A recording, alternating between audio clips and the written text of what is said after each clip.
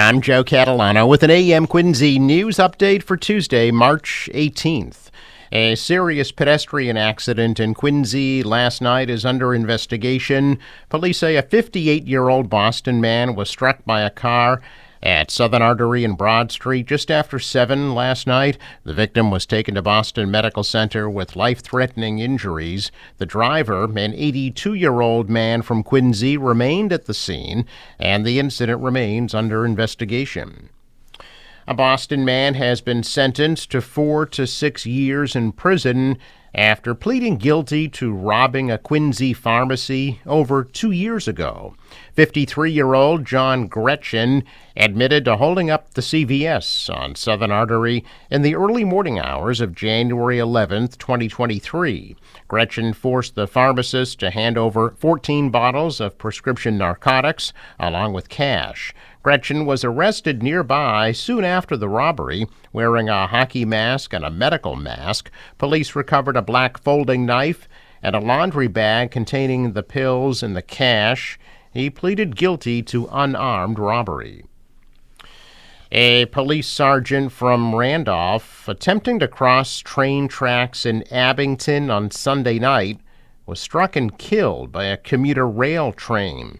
At about 8 o'clock Sunday night, MBTA police said it received an emergency dispatch from a commuter rail train advising of a pedestrian strike at the Birch Street Railroad crossing east of the intersection of North Avenue and Railroad Street in Abington. The victim, later identified as 56-year-old Scott Sherman, was pronounced dead at the scene. The investigation is ongoing by Abington T and State Police. Sherman joined the Randolph Police in 2002 and was promoted to sergeant in 2022. Investigators said no mechanical faults were noted on the train by T operators, and the train was traveling below the speed limit at the time of the incident. Video surveillance from the crossing showed crossing lights had been activated and the arms blocking the intersection were lowered during the crash. Lori Frost's daughter, Caitlin, was killed at that same crossing in 2022. Despite some safety improvements, Sherman's death is at least the third fatality at that crossing in the last 3 years. Now, Frost is pushing for more safety improvements at the crossing to ensure no other family feels the pain of their heartbreaking loss. Boston Children's Hospital says it's already feeling the impact of cuts made to the National Institutes of Health. The hospital says contracts with the CDC and the FDA to monitor flu vaccines have been slashed. The governor says the cuts would put them in danger and medical research at risk as the hospital stands to lose over $100 million in federal funding. Boston Children's is the leading recipient of NIH medical research funding, receiving $230 million every year. A federal judge has blocked the cuts while lawsuits move through the courts. However, the cuts have caused uncertainty and anxiety among research staff. Healy also criticized congressional Republicans for cuts to Medicaid. 46% of patients at Boston Children's are on Medicaid.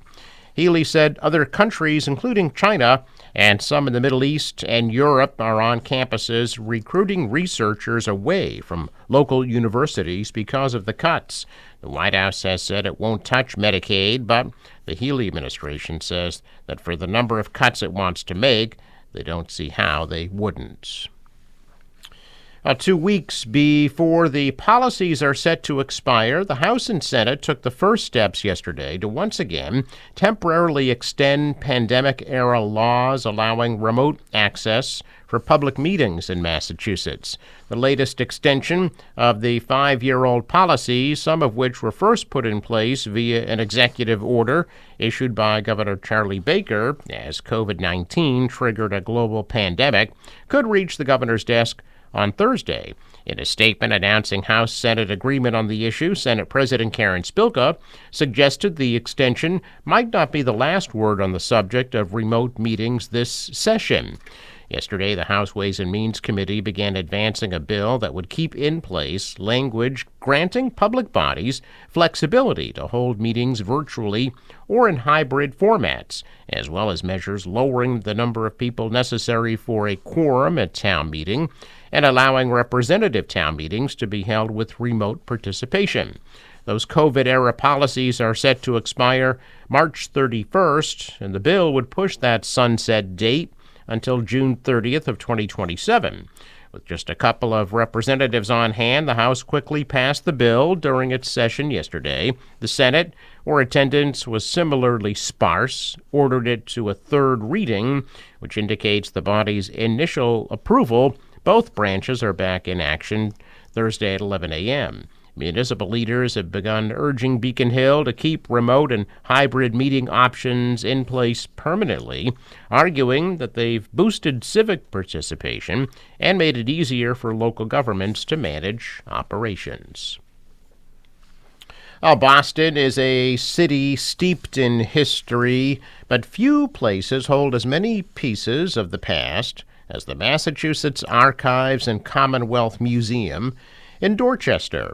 Now, the museum is showcasing its Revolution 250 exhibition to commemorate the anniversary of the American Revolution.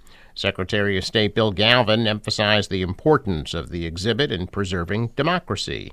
Galvin said that the exhibit does more than simply recount the battles and bloodshed of the Revolution. It dives deep into the core ideals that the United States was built upon.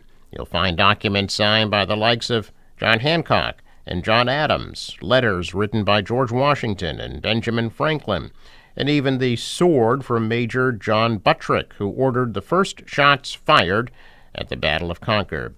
Normally stored in a climate-controlled vault, the artifacts are now on display.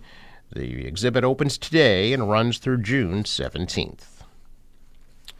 A check of business news this morning. Stocks are up. The Dow rose 353 points. The Nasdaq's up 54. The S&P added 36. Asian stocks mostly rose. The dollar edged higher. The euro was flat. Oil at almost $68 a barrel. In sports, Bruins lose to the Sabres 3-2 in overtime last night. Take on the Vegas Golden Knights Thursday night at 10 o'clock on the road. Celtics host the Nets tonight at 7:30. Forecast from the National Weather Service today, turning partly sunny at a high of 55. Clear tonight, low of 37. Mainly sunny tomorrow, high 57. Thursday could have a shower, the high of 56. And a rainy, windy day on Friday, the high 47. For the boater, waves about 2 feet, winds out of the north, 15 to 20, becoming northeast, 10 to 15 knots later today. High tide 3:01 p.m. Sunrise 6:50, sets at 6:54. I'm Joe Catalano with an AM Quincy news update for Tuesday, March 18th.